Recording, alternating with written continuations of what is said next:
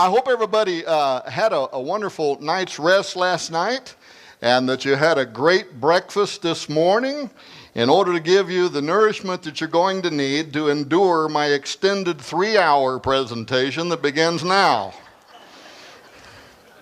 Well, aren't you glad that was a joke?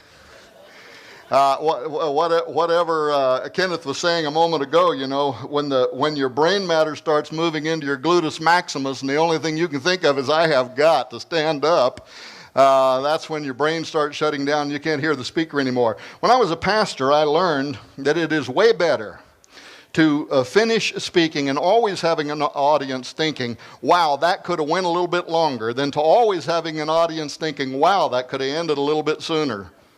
Isn't that right? Well, in any case, words. We've been hearing such wonderful words, haven't we? Over the last day and a half, powerful words of instruction, of encouragement. And I'm saying this because words in and of themselves are powerful. Did you ever think about that? Words are powerful. Words can build up, they can encourage, they can educate, they can inspire, they can heal. But we also know that words can tear down, they can destroy, they can diminish, they can discourage. How many of you have ever experienced that in your lifetime? They can suck the life right out of you. They can end marriages. They can ruin governments when at the executive level, words begin to pit us against God himself, which is happening right now. Words are very powerful.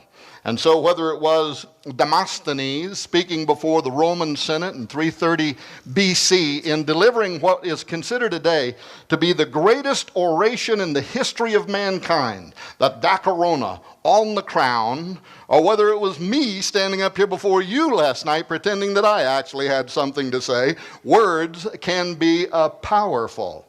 And the amazing thing about words is that they also are not, the power of them is not measured by the number of syllables that it takes to phrase them. Do you know what I mean by that? How many times in history has history witnessed men and women who, because of their academic instruction, should have been masters of their wordcraft and capable, and yet they failed to inspire in their generation? And yet at other times we saw common people, sometimes so common they could hardly put together enough words to form a sensible sentence, and yet because of their passion and the ministry, what we would say is because of their anointing, they changed generations. They changed nations. So the power of words is also not contained in the number of syllables that it takes to phrase them.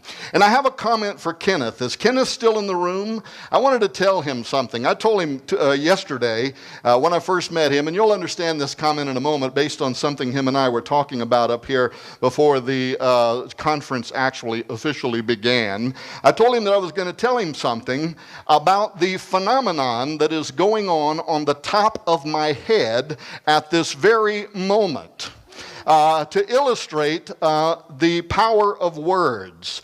I could describe it, Kenneth, in 3 ways. Number 1, that I seem to progressively possess no follicle appendages upon the cutaneous apex of my cranial structure, posterior to the Landoil suture and anterior to the surgical suture, upon which said follicle appendages habitually germinate. Or I could say, number 2, that I seem to be becoming progressively glapous. Or I could say, number 3, that I'm going bald and every 10-year-old in the building would know what I'm talking about. Now, I'm saying that because Ken up here, almost crossed the sacred line.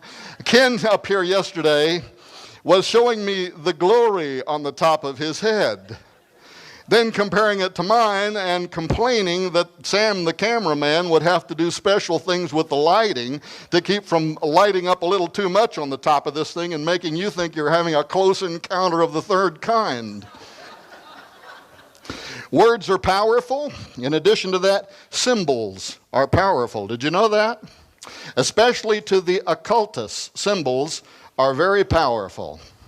And that's what I want to talk to you about today. I want to talk to you about words and symbols. I want to talk to you about dates and all kinds of mysterious things like that. I want to qualify some of this in a moment. This is something for which I've been interviewed by U.S. congressmen, including Congressman Bob Ney, by U.S. senators, including U.S. Senator Rod Grams, by the History Channel, by dozens of radio and television shows, and even by members of the 33rd Degree Free Council themselves, and they have not refuted one time what I want to talk to you about today. I brought this little watch up here to try to help me. It never does seem to help me, but it seems at this moment I have about 45 minutes left. How in the world have I been talking for 15 minutes? Somebody ripped me off already. Kind of like that Baptist guy that bought that Pentecostal dog in yesterday's joke. But anyway, before I get to that, you've seen these all over the nation. Noah Hutchings was pointing this out yesterday. Tonight at 6 p.m. Pacific time, so evidently that's about 9 p.m. your time, the rapture is going to happen, followed by the greatest earthquake in the history of man and the beginning of the Great Tribulation period. So says Mr. Camping, the multimillionaire owner of Family Radio. Have you seen these all over the place? Well, we're going to find out tonight if he's a prophet of God or if he isn't. He wasn't last time around in 1994 when he made the same predictions, but he guarantees us he's got it right this time. In fact, he's got it so right that the Bible guarantees it. Pastor Hoggard, I have never been able to get the Bible to guarantee any prediction I ever made, so what's the deal, man? How do I up my grade with God? I want a guarantee. If I could get a guarantee, I'd start making a whole bunch of predictions right now. I'd predict that I'm going to get wealthy because you're all going to feel sorry for me and give me a bunch of money. How many of you think it's going to happen? It ain't going to happen. So does that mean I'm not a prophet? Well, I don't know. I don't want to make fun of this man. I really don't. Could the rapture happen tonight? Surely it could. Yes, it could. Could have happened yesterday. Might happen next year. Kind of reminds me when I was pastoring in 1987. Hey, my house, mine and Nita's house, burnt down to the ground in January of this year, but we got a wheelbarrow worth of stuff out of it before we lost everything else. Among the ministry little things that I had kept, I had a little book, a little booklet, Noah. And let's see if you can remember this. It was in 1987. This booklet was called 88 Reasons Why the Rapture Will Occur in 1988. How many of you remember that?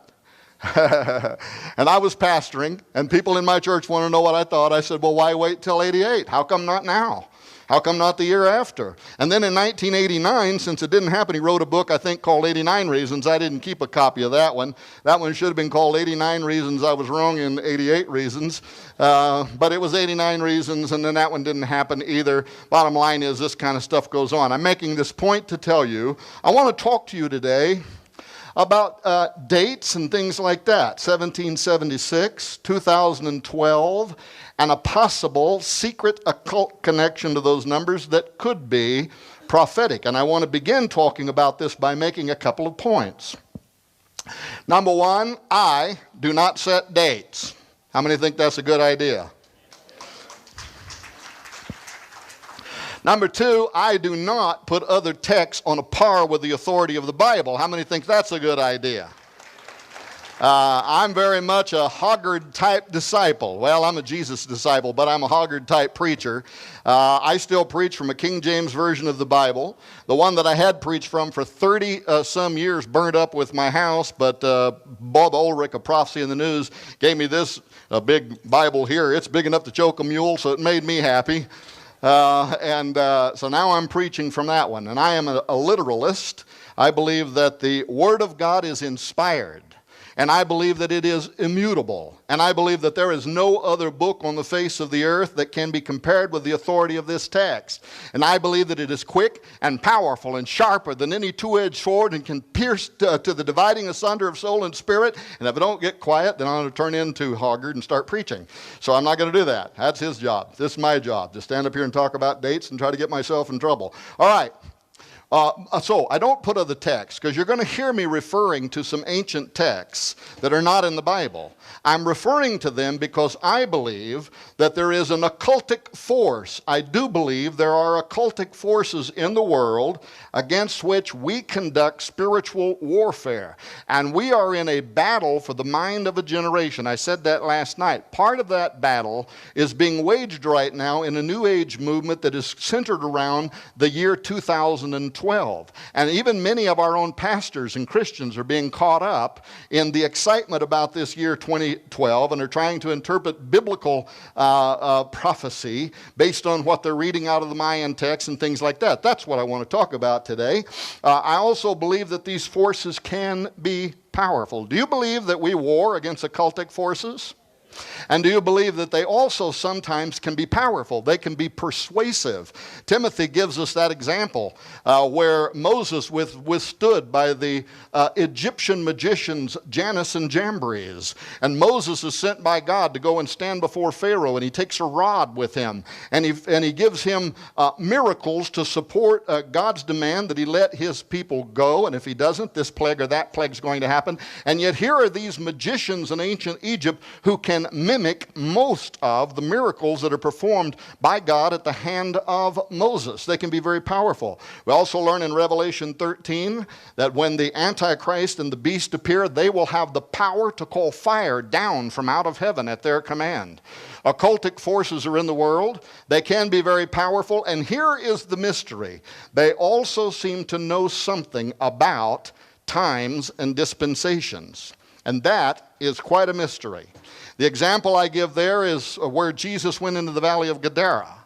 And the wild men of Gadara, the homosexual men of Gadara, come running up out of the caves. Demonism, Noah said yesterday, always tends to lead to homosexual behavior. It is one of the most blatant assaults against the creation of God that would, if led to its logical conclusion, would actually lead to the eradication of all mankind, at least men as we know them. But in any case, these demoniacs come running out of the cave, and they say to Jesus, "What have we to do with thee, Jesus, thou Son of God? Art thou come hither to torment us before the time?" And this is the Greek word kairos, which means a fixed time, an epoch that is waited for. In our terminology, we would call it a dispensation.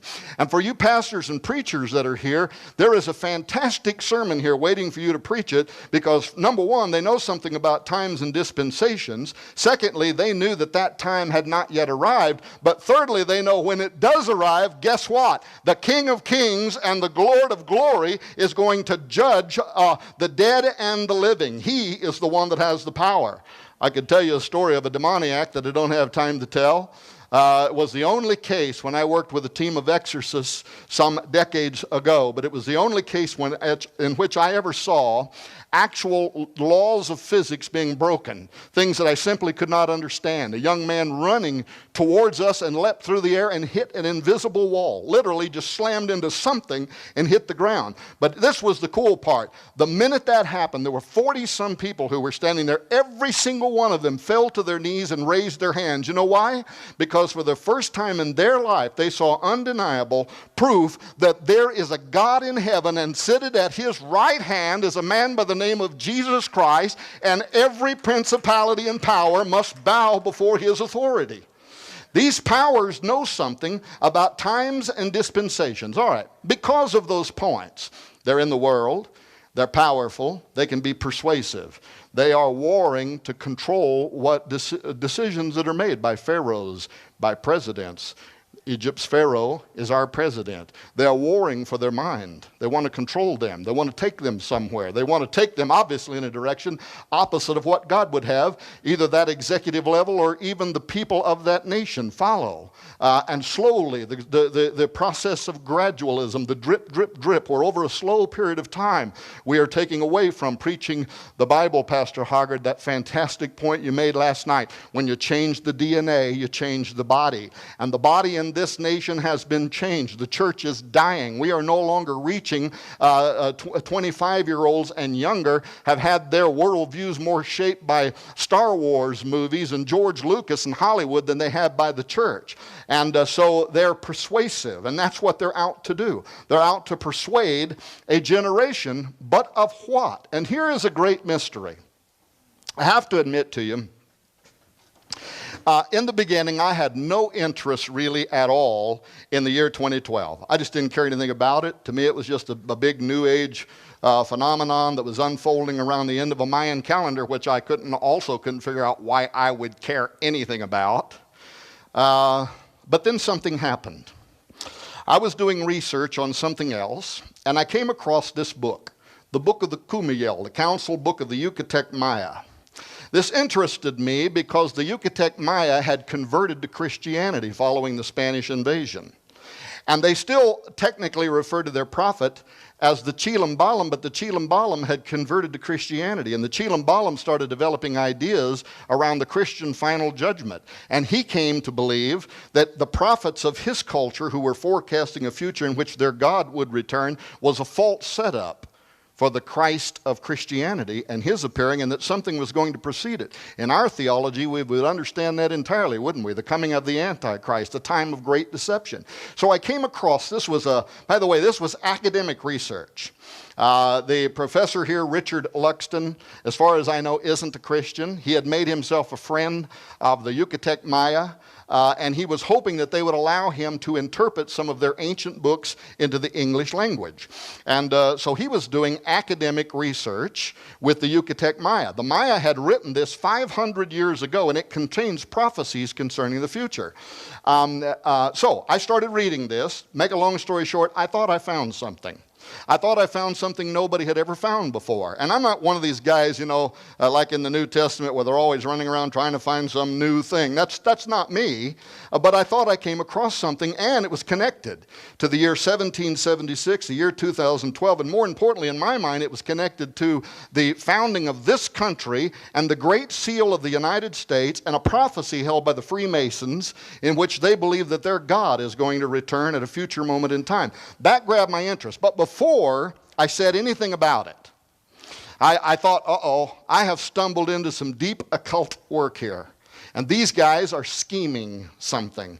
And whether I believe it or not, they believe it. And because they believe it, it can affect the course of our nation. It can affect the course of law. When you get up among the elite, the power behind the power. The president stands up and gives a State of the Union address, but it's written by somebody else. And there are people behind him that are fashioning his words, like George Bush standing up and twice in his State of the Union referring to the angel in the whirlwind. And a few weeks later, one of our senators standing before the U.S. Senate and praying to the angel in the whirlwind to take a charge and control of the future of this nation. The angel in the whirlwind is known in Masonic circles. It is Enoch, basically, turned into the most powerful angel in heaven, which is very much central to their occultic and mystical beliefs. That's why I started out saying words are powerful. When people say words, most of the time, especially when it comes from DC on down, it means something. And it may mean something, what they call sato, under voice. They're saying something to somebody else out there, but they think the public is going to receive those words as having a different meaning. It's occultic. And so I thought I found something. So here's what I did. Because I know I'm going to run out of time, never going to make it. Noah's going to start walking towards me with an ominous creep. I decided to send out an email. I sent an email to a couple of dozen of my favorite prophecy scholars because I wanted, there's wisdom in a multitude of counsel. I wanted to know if this was nothing more than just a fantastic coincidence, or if in fact I had actually found something. So I sent an email, went to Noah, went to Chuck Missler, John McTurnan, Gary Sturman, J.R. Church, just a bunch of people that I respected. And I won't tell you what all of their responses were, but my question was this: gentlemen, have you ever known of a connection between the year 2012 and the Great Seal of the United States of America? Now, I didn't tell them what I thought I found. That was the whole email. And I got responses back from all of them. I think Noah was in some foreign country being chased down the road by 400 prostitutes trying to run for his life. You had to be here yesterday to understand that. But he was out of the country. But I got responses back from most of them, and to a man, every one of them said, we know of no connection between the year 2012 and the Great Seal of the United States of America. But then something happened. I got an email from J.R. Church. And by the way, if you don't know it, J.R. Church went to his eternal glory. He lost his bout with cancer. He is in the presence of the Lord, and if the rapture does happen tonight, he's going to be grinning because he went ahead of all of us. You know that, don't you? The dead in Christ are going to rise first, and he's just going to be laughing, hollering, catch up if you can. Well, in any case, I got an email, and then JR called me. And he said, Tom, he said, I got your email. First of all, I don't know of any connection between the Great Seal of the United States and the year 2012. But, he said, and this is where the worm started to turn. He said, did you know that in the ancient Zohar, the 700-year-old Zohar, which is one of the most important books of Jewish mysticism, Kabbalah, magic, he said, did you know that besides, their commentary on the Pentateuch, the first 5 books of the Bible, that in a section called Viera section, which includes a subsection called Signs Heralding Mashiach, that is, the coming of the Messiah. He said, did you know that these ancient Jewish scholars 700 years ago predicted that their Messiah would arrive in the year 2012? 700 years ago. I said, I had absolutely no idea. I did not know that. I'd never read that, never heard that anywhere. He said, do you have a copy of the Zohar? I did. I had an electronic version. He said, open it on your computer. He opened it on his computer. We both sat there on the phone. He took me, read me through, and the reason I had read past this is because obviously it's in the Jewish calendar. It's in the year 73, what is also called 5773. But in our Gregorian calendar, that begins in the new moon in the year 2012 and ends a year later in 2013. And it was this fantastic prophecy. And look at what they say here. In 2012-2013, the kings of the world will assemble in the great city of Rome. This is important. And the Holy One will shower on them fire and hail and meteoric stones until they are all destroyed. That prophecy goes on to then say that from that point forward, the Messiah will begin to make himself known to the nations of the world. Why might this be important? Because the Orthodox Jews rejected Jesus Christ as their Messiah, and in our theology, they are prophesying the coming of the Antichrist in the year 2012. And whenever he comes, they are going to accept a false Christ. Do you understand that? Why this was important to me was because as JR was reading me through the Viera section of the Zohar, what was ringing in the back of my mind was an even older prophecy, an 800-year-old prophecy that was also made by what I consider to be an occultic figure, a Catholic mystic. A man by the name of Malachi O'More Gare, also known more commonly to the Catholics as Father Malachi. And Father Malachi, 800 years ago, went to Rome to provide an update on his diocese to the Pope. And while he was there, something seized him, according to the story. Something came on him, and he began to write down what is now famously known as the Prophecy of the Popes, in which he listed every pope that would ever exist from the first to the last, beginning at Celestine II to what he called Petrus Romanus, Peter the Roman. But look at what he said about Peter the Roman. He'll arrive during a time of tribulation, and then the city of 7 hills will be destroyed, and the terrible judge will judge his people. So an 800-year-old Catholic saying almost exactly the same thing as 700-year-old Jewish mystics. They were prophesying the coming of their Messiah, who in our mind is the Antichrist. This guy is prophesying the last pope, the 112th pope. Well, guess what? Benedict XVI is the 111th pope. The very next pope, according to this prophecy, is Petrus Romanus. And last week, people were arrested who were plotting to assassinate the pope. At any moment, you could have the fulfillment of these pagan prophecies. Now, I don't put these on a par with the Bible, but why is this happening? Why did one culture, Jewish mystics, believe their Messiah would arrive in 2012, and a Catholic, and by the way, even some apocalyptic Catholics believe that the final pope will be the false prophet of apocalyptic literature, that the false prophet on this side will point the world's religious communities to the political figure on this side who is the Antichrist. And you're seeing the culmination of two, one 700 years old, one 800-year-old prophecies that are coming to pass at this very hour. Well, what happened then was a pattern for me began to emerge.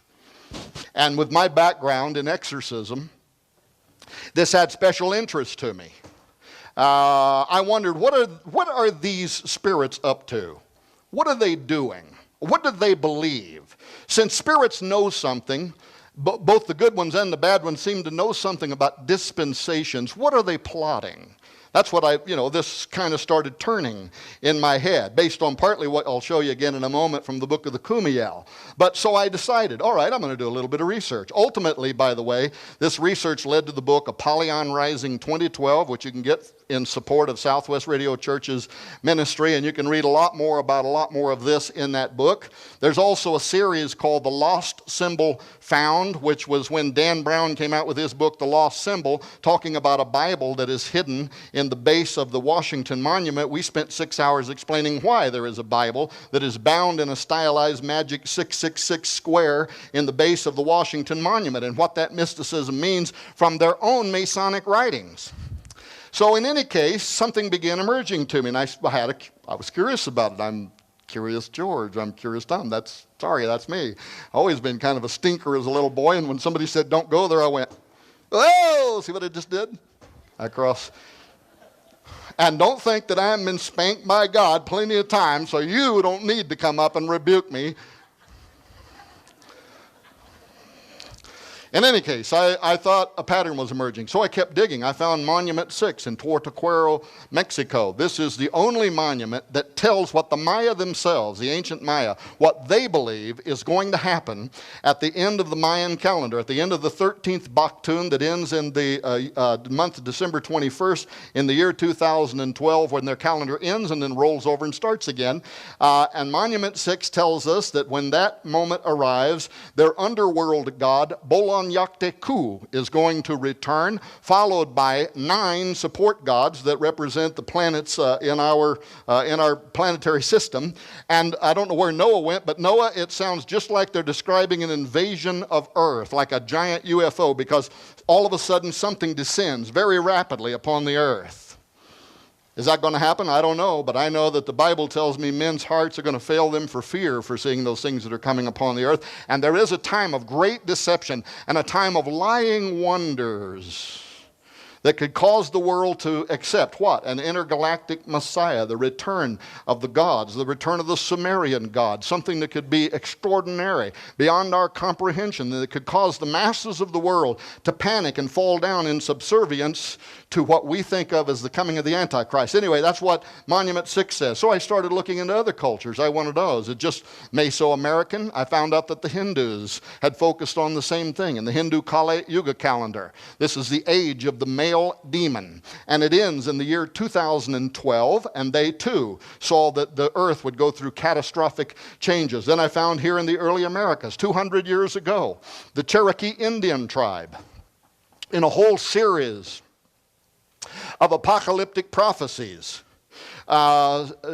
They too began to prophesy. And as a result, even the Cherokee Indians set their calendar to end in the year 2012 with the return of their feathered rattlesnake god. These are called the Cherokee Star Constellation prophecies, or more commonly the Cherokee Rattlesnake prophecies.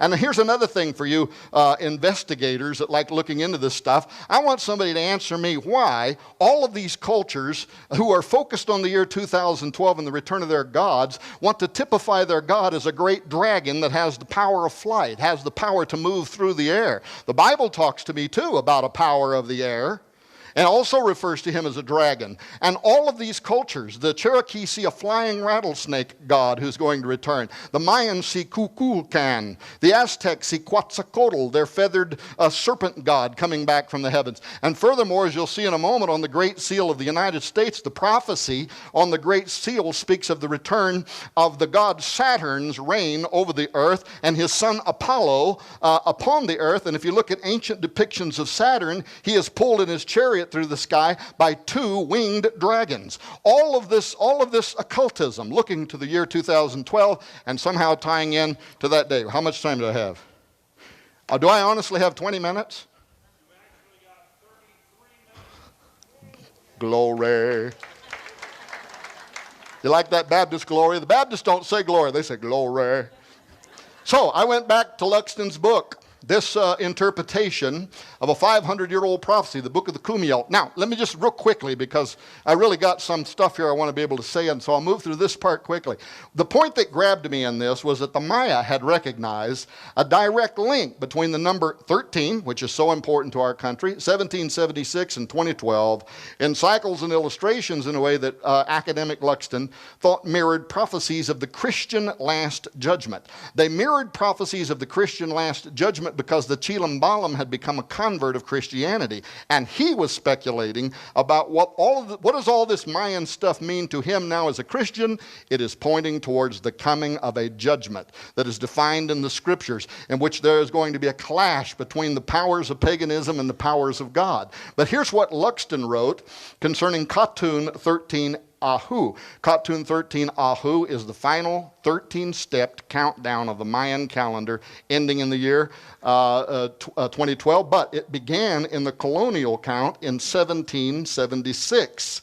And he says the traditional theme of agreement is the end of the Eastern Khatun cycle in 13 Ahu is intermingled here with elements of the Christian Last Judgment. Whether this paradigm also was intended for the end of the long count in 2012 is open to question. Let me go quickly. When I read the Mayan translation by Luxton, here's what struck me. These elements. The final 13-step countdown of the Mayan calendar began in the year 1776, followed by 13 steps, ending in the year 2012 with the return of their God. The minute that I read that, I said, that's describing the symbolism on the Great Seal, where in Roman numerals you have 1776, you have a 13-stepped uncapped pyramid, and numerous American historians have told us that those steps represent periods of time which end in the year 2012 according to the Mayan Khatuns, having began 76. And by the way, in the Mayan calendar, the end is also the beginning. I know it's confusing. It ends in 2012. It also starts again in 2012. That's the way their calendar rolls over. Over which is this ominous Eye of Apollo, known to the Egyptians as Osiris, known to the Sumerians as Gilgamesh, known in the Old Testament as Nimrod. And that too is verified by all of the best academic work of the Freemasons as well as American historians. That's not a disputable fact, and it's not Tom Horn's opinion. That's what that eye represents. Combined here with the statement Anuet Coeptus and the prophecy Novus Ordo Seclorum. I'll talk a little bit more about that in just a moment, but bottom line was this. When I thought I found this, that was why I emailed my favorite Bible scholars and said, is there something here or isn't there? Is this just a fantastic coincidence? Because if it doesn't really mean anything, I sure ain't going to devote any time to trying to figure out what they were trying to say. So my first question was, were the framers of our government, and in particular those esoteric-minded gentlemen who were important to the design and layout of Washington, D.C., and iconic things such as the Great Seal of the United States. Now, don't get me wrong, there were Christians in the founding of our country, and especially at the common level, as a result of the Pilgrim movement. This was a Christian nation. This was a nation filled with Christians. But there were also among the leaders of this nation those who belonged to the secret orders. That too is a fact. And especially those who were responsible for the design and layout of Washington, D.C. As a matter of fact, you can go to our government's own website and read about the contest that was initiated for the design of Washington, D.C. and look at what our government records tell us about the different architectural firms who offered different kind of designs for Washington, D.C., and then read on our government website about how Thomas Jefferson didn't prefer any of them, rejected all of them. Why? Our records say because he wanted the U.S. Capitol to reflect the Roman pantheon, and it even says in our government records, dedicated to all pagan gods. That's what they wanted. So that's what they shepherded, and that's what they got. And that's why you have a dome and an obelisk, and if we have time, we'll talk about that's why D.C. is laid out the way it is. That's why these elements made it onto the Great Seal of the United States. Well, what I wanted to know is, were these same mystical-minded gentlemen, were they aware of the beliefs of the Maya and the beliefs of the Aztec? Were they aware of it? And if they were aware of it, did they incorporate it into their belief system? And especially, did they incorporate it into the symbolism of the Great Seal and other important elements of Washington, D.C.? That's what I wanted to know, because I thought if I could find concrete evidence that in fact they were aware of it, and in fact that they incorporated it into their belief system, it might raise my suspicion about the design on the Great Seal, right? So, to make a long story short, let me tell you a little story. There's a man by the name of Constantino Brumidi. Brumidi became the official government painter for Washington, but Brumidi cut his teeth in Rome, where he did work for the Vatican, where he restored frescoes in important ancient Catholic churches. Brumidi, when French occupied Rome, Brumidi migrated to the United States. He became a United States citizen. He immediately went to work for the that's going to make me crazy. Anyway, the Jesuits. Thank you. You didn't say it, but you looked at me just right, and Jesuit jumped into my mind. Are you a secret Jesuit? No. He went to work for the Jesuits. Well, the Jesuits in New York City were considered to be the power base of Rome's interest in America at that point. They were very interested in making sure that they played a role here in early America. The Jesuits were here to do that. Well, Brumidi suspiciously left the Vatican, came here and went to work for the Jesuits in New York City. And in 1854, abruptly, the Jesuits and the Freemasons financed a trip for Constantino Brumidi, the famous Greek-Italian artist, to travel where? To Old Mexico. For what reason? To make copious notes of the Aztec calendar stone that ends in the year 2012.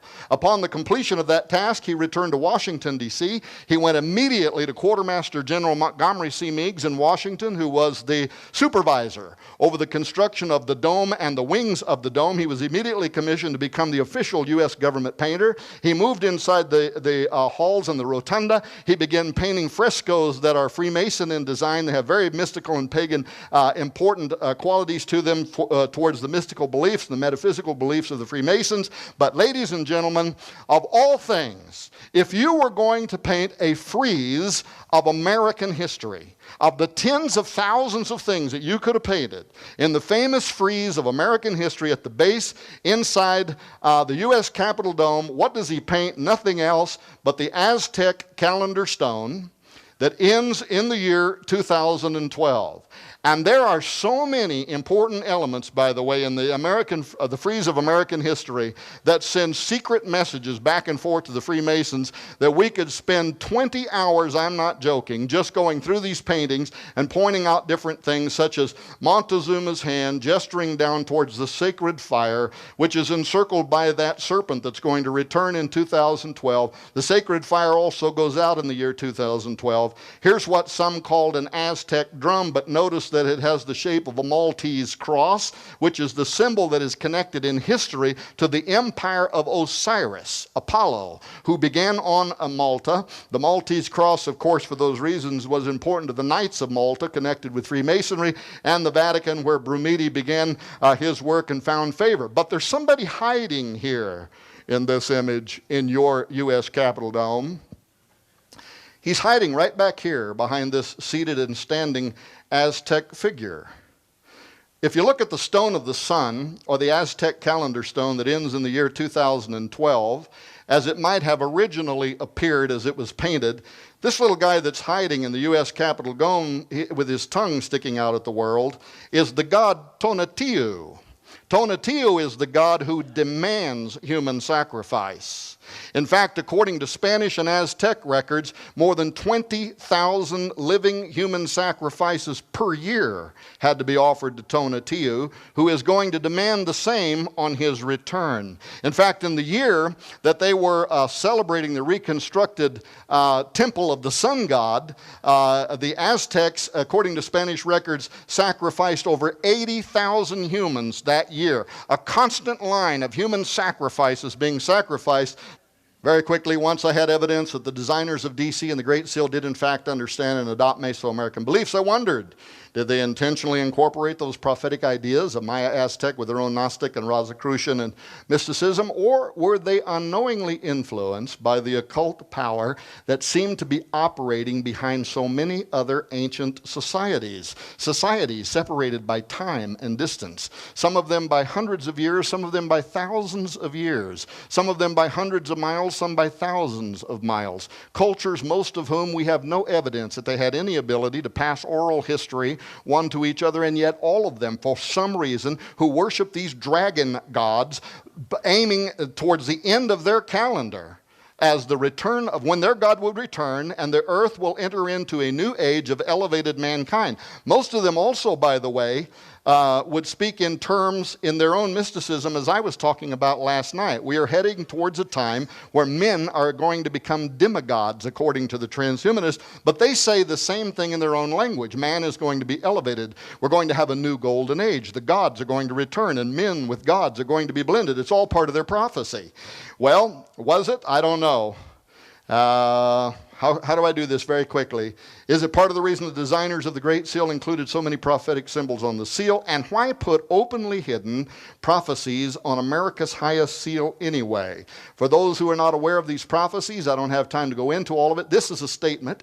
Anoet Coeptus, this was taken from Virgil's Aeneid, in which Ascanius, the son of Annius, from conquered Troy, prayed to Apollo's father, Jupiter, or Saturn, Zeus. Charles Thompson, the designer of the Great Seal's final version, condensed line 625 of Book 9 of Virgil's Aeneid, which reads, Jupiter omnipotus adacibus anoet coeptus, or all-powerful Jupiter, favors the daring undertaking. He concised that to Anoet Coeptus. He approves our undertaking. I asked the question in the book Apollyon Rising 2012, was Thompson instructed to do that, to conceal the true identity of the he of the Great Seal, the mythical father god Jupiter, who gives Apollo life?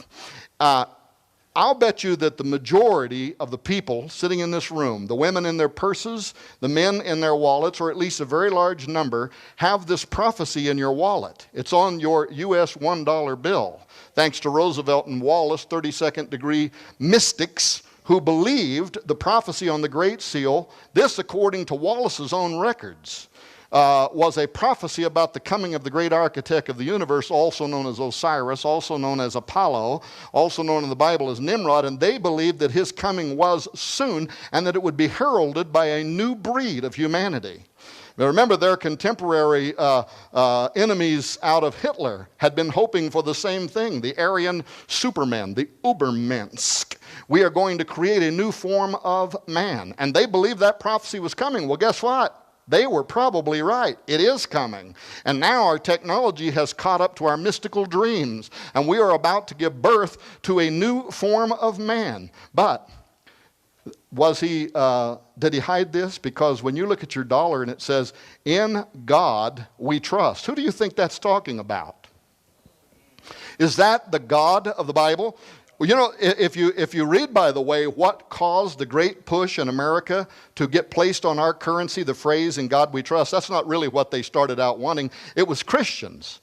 And they had actually said to Congress that in a hypothetical annihilation, this is their language, a hypothetical annihilation of the United States in the future, antiquaries of the future would have determined that America had been a pagan nation based on the symbols of the Great Seal and the way Washington, D.C. was laid out. Even the old-timers knew this. And they wanted something in our government that would reflect that widespread Christian view that was held among the mostly agrarian communities at that time. And it was opposed by the Freemasons. It was opposed by the President of the United States. They did not want something saying we are a Christian nation. And they finally compromised and put in God we trust because of the ambiguity related to that phrase, and that in some hypothetical annihilation of our country and somebody wanted to determine who is the God that's being talked about on the Bible, every symbol on our dollar would tell them it is Osiris. It is the ancient God, dying and resurrecting God. It is Apollo. It's he whose eye is hovering above the uncapped pyramid. That's exactly who you would determine this God was talking about. Well, here's the Novus Ordo Seclorum. That is a prophecy. It's taken from a prophetic line in Virgil's Eclogue 4, line 5, Magnus ab integrum integro seclorum nascitur ordo. The interpretation of the original Latin being in the majestic role of circling centuries begins anew. If I have time, I'll explain that. That is a prophecy of the Cumae Sibyl, who predicts the arrival of, in the end times of a divine son. But who was the Cumaean Sibyl? Well, she was the most important prophetess of Apollo. She is the most famous of the Pythians. A prophetess, a Pythian, by the way, is what the Apostle Paul cast a demon out of in the New Testament. When in Greece and Macedonia, and it says that the custom there was to go out in the morning and make prayers. You remember this story? And Paul and his entourage went out to make prayers, and every day the Bible says that a damsel, that is a young woman, possessed with a spirit of divination, would follow them around and say, these men are from God, they've come to show us the way of salvation. Now, interesting question. Why would a demon-possessed prophetess of Apollo do that? For the same reason the New Age movement quotes from the Bible.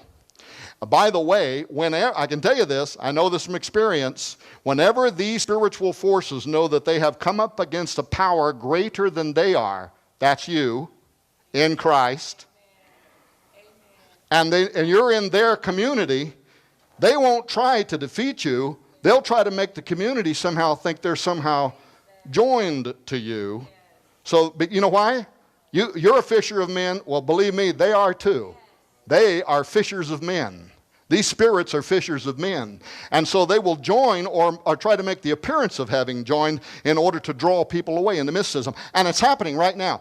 I've never seen a day in my life. Why do I talk about this kind of stuff? Why do I talk about UFOs? Why do I talk about what is the occultism operating behind the year 2012? Because I pastored for 25 years. I was an executive in one of the largest evangelical organizations in the world for a decade. And I have never seen a time where the world is asking more questions that the church is afraid to talk about.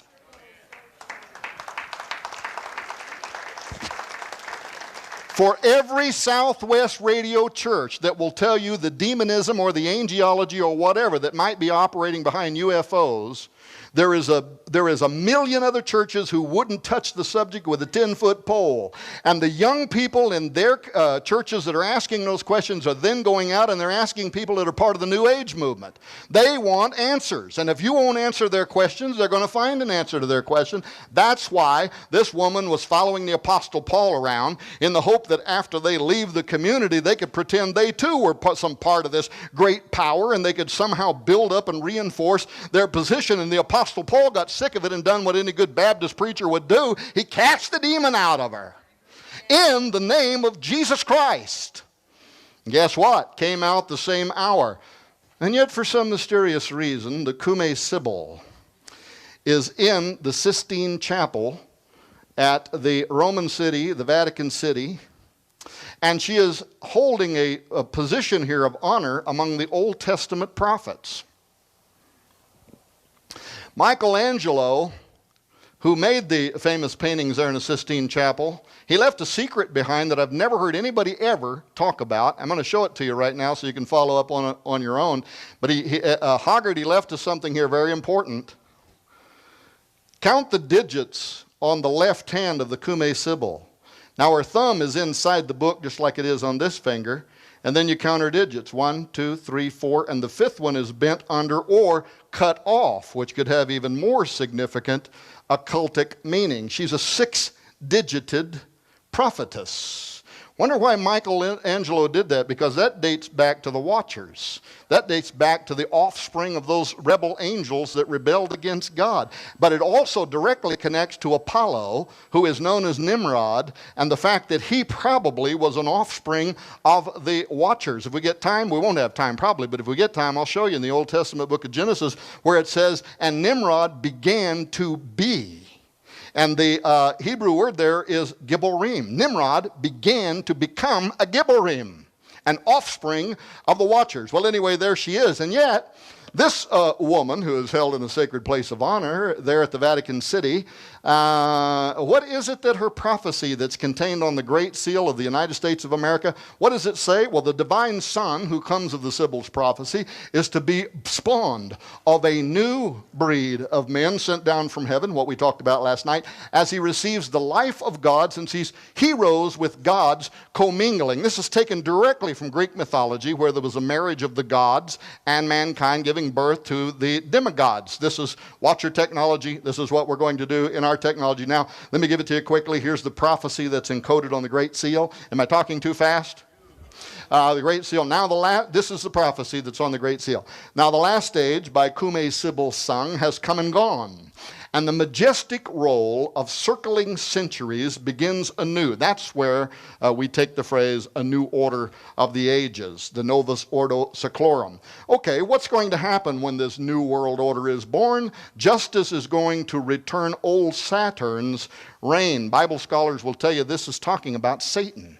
Saturn is the equivalent of Satan in biblical theology. Is going to return old Satan's reign with a new breed of men sent down from heaven. Only do thou at the boy's birth, in whom the iron shall cease, the golden race will arise. Befriend him, chaste Lucina, 'tis thine own Apollo reigns. So now we know who is prophesied on the Great Seal of the United States to return. This is from which the prophecy is taken. He shall receive the life of gods, and see heroes with gods commingling, and himself be seen of them. And with his father's worth, that is Saturn's worth, he will reign over the world. Assume thy greatness, for the time draws nigh, dear child of God, great progeny of Job, that is Jupiter or Zeus. See how it totters, the world's orbed might, earth and wide ocean, and the vault profound, all see enraptured of the coming time. All right, very quickly, there are a few elements here you need to understand. The Greeks believed in 4 ages, right? You remember this from school? There was the golden age. This was the age when the gods reigned upon the earth. After the gods departed, we entered into the silver age. This was the age of the demigods. This was when only those who had been born of the gods, what you would think of as the Nephilim, the Gibborim, the offspring of the Watchers, this is when they were upon the earth, the silver age. Then the flood came, wiped out most of those bloodlines of the gods, the Greeks believed. And then we entered into the bronze age. This is the age where there's still some elements of the bloodline of the gods on the earth, but not very much. And in Christian theology, we look at this and we say, well, you know, the flood wiped out the giants, and yet, lo and behold, how did this happen? After the flood, somehow, they're back. How did they come back? I believe there was a high level of technology that was used that's also going to be used in our age, but that's my theory. There's other kind of theories around this. J.R. Church talked about the bloodline of the Antichrist and the tribe of Dan. Other people try to figure out, but bottom line is they came back. Somehow the giants were on the earth again, but not in the great numbers that they had been before. This is the Bronze Age, when there's very little of the divinity of the gods from the Greeks' point of view left in humanity. And then finally we enter into the Iron Age. That's the age that we are in now, where there is so little divinity left inside humanity. What do we got to do? We got to create a new breed of humanity. Exactly what the transhumanists are saying now, the mystics of old were saying the same thing. The day will come when we will need to rejuvenate, recalibrate, alter, re-engineer humanity so that once again we can be an offspring of the immortals. But why should Christians care about a Sibyl's prophecy on the Great Seal heralding the return of Apollo? Because the Bible identifies the god Apollo as the same spirit, verified by the same name, that will inhabit the political leader of the end times new world order. 2 Thessalonians, let no man deceive you by any means, for that day shall not come except there come a falling away first, and that man of sin be revealed, the son of perdition. This is the Greek word Apollyon, which is the Greeks' way of saying what we call Apollo. Apollia, Apollyon, Apollo. Revelation 17:8 ties the coming of the Antichrist with the return of Apollo.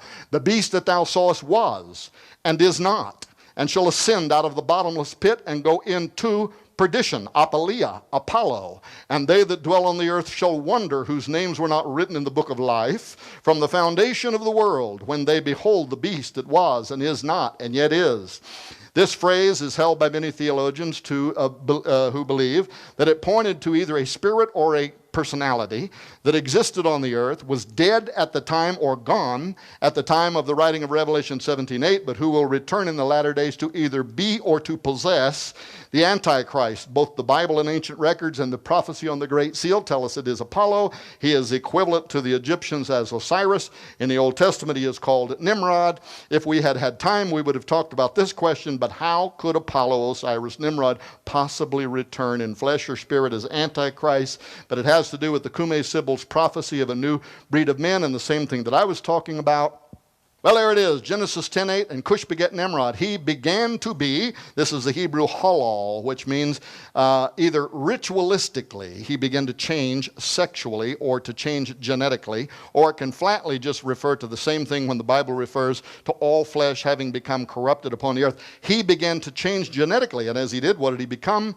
A mighty, a Gibborim in the earth. He immediately sets out to build a tower. His eyes were opened, like we talked about last night, to new modes of perception, what the transhumanists want. Suddenly he saw something. He wanted to build a tower whose top would reach into the heavens. Roosevelt and Wallace believed it.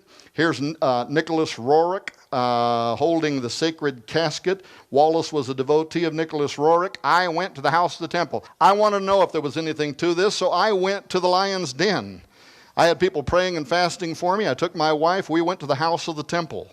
We went to the headquarters of the Scottish Rite Freemasonry in Washington, D.C. on 16th Street, and not on a public tour. We went and met privately with 2 Freemasons of the 33rd degree order. They took us inside. They answered every question except one. I'm going to tell you what that question was. When we went into the sacred room there, the chapel, with its giant altar, and I looked up at the 36-paneled magic 666 square that is used during the raising ceremony to bring forth the spirit of Osiris from the underworld to incarnate him in every U.S. president. When I was standing there, I'm familiar with the raising ceremony. A 32nd degree Freemason becomes a 33rd degree. They go through this process of raising Osiris from the dead to be incarnated within that individual. But what I had been told was that ceremony was secretly conducted at the inauguration of every United States president, beginning posthumously with George Washington and extending through every U.S. president. And when I asked them if that was true, they would not answer that question. One guy got nervous and walked out of the room. The other one just stayed nervous and stood looking at me. And my wife gave me a look like, "Don't press it, buddy." We prayed going in, we prayed there, we prayed coming out. As I sure didn't want to bring anything with me, if you know what I mean. But I was a man on a mission. I since have talked to U.S. congressmen, senators. I stood in front of the Washington Monument with a large crowd and the History Channel filming me there, and we had representatives there from the 33rd Degree Free Council, and I asked them. They would not answer that question, and in not answering it, they did answer it. That the raising of Osiris ceremony is conducted. Why would that be happening? Oh, do I believe that the Antichrist, Apollo, Osiris, Nimrod is going to return in 2012? 2012 might not be anything more than the next Y2K. I don't know if it's going to mean anything. The point is, I think there are some occultists who do believe it, and they have a plan. I believe the greatest conspiracy of all time is sitting out in Washington, D.C. It's also here at the Vatican. This is the ancient structural representation of the womb of Isis. This is the ancient structural representation of the erect male phallus of Osiris. Your capital city is laid out as a magical construct based on ancient Egyptian beliefs for the exact purpose of raising Osiris from the dead so that he could be incarnated within every U.S. president. That's the way the city's laid out. It's also laid out that way at the Vatican. Did you know, Noah, that when Pope Sixtus went and they got this obelisk, they took it from the ancient city of Heliopolis, what is called in the Bible the city of On. It was dedicated to Osiris, Isis, and the sun god Ra. And when Sixtus the Pope brought it there, he tried to conduct an exorcism on it to cast the spirit of Osiris out of it before planting it in the center of the Vatican City. All right, there's a reason why the Washington Monument has a magic square in its base where a Bible is bound. There's a reason there's a magic 666 square above that altar in the house of the temple where I was at. There's a reason there are 72 72 pentagrams. In their Gnosticism, they believe 72 demons control the nations of the earth, and they have bound them at the base of the apotheosis of Washington. This is the underbelly of the U.S. Capitol dome. It's called the apotheosis of George Washington, which means to become a god. What god did he become? Well, look at the heaven that he's rising into. There's not one Christian symbol. There's no Jesus. There's no cross. There is no Michael the Archangel. Every part of the underbelly of the U.S. Capitol dome is filled with pagan gods. Here's the god Vulcan, whom Manly P. Hall tells us fills the Freemasons' hands with the seething energies of Lucifer. That's the heaven he went into. At his funeral, Freemasons cast sprigs of acacia upon his body to represent that he had gone into the underworld to take his role as Osiris, so that the next president could become the resurrected Osiris. Well, the occult have a plan. God has a better one, and you better know whose side you're on. Learn more at the future Congress. Here's the most important one. Thank you, Noah, for giving me another 3 minutes.